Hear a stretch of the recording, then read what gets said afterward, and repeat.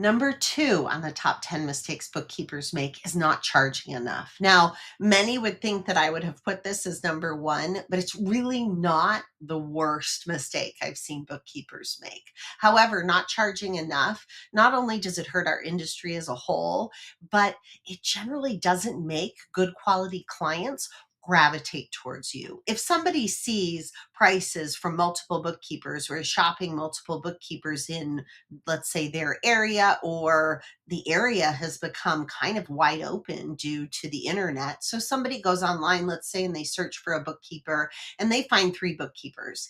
Most likely that person, if they're a good quality client, is going to gravitate to the bookkeeper who has that middle of the road price point.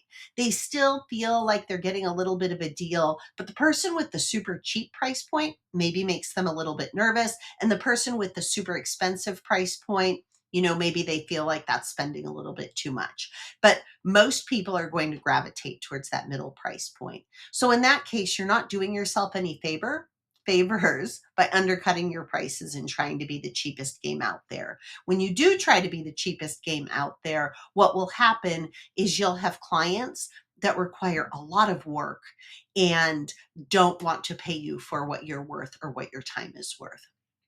I will go back to that is the number one reason why I recommend that all bookkeepers follow a monthly reconciliation process, which we clearly outline in our program, allowing you to be as efficient as possible, providing the scope of services that you've promised your clients in the contract, but not wasting any time.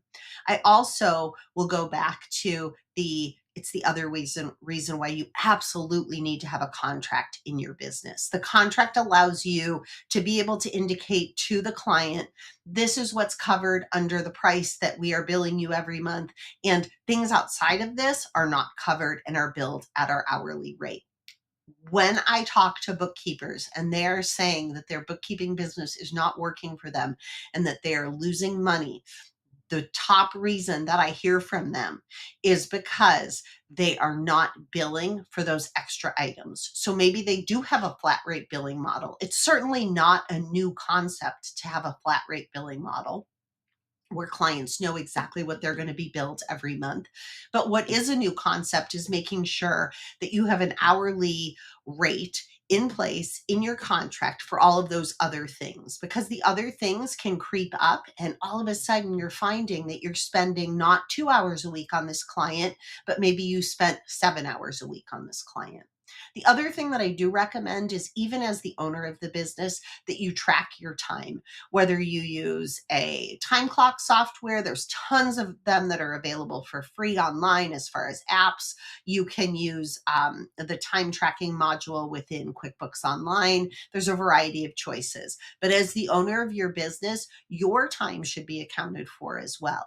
And what happens with that is you now have information, whether it's just you or you and several team members, to know how much time is spent on each client so that you can review and ensure that you're charging that client appropriately.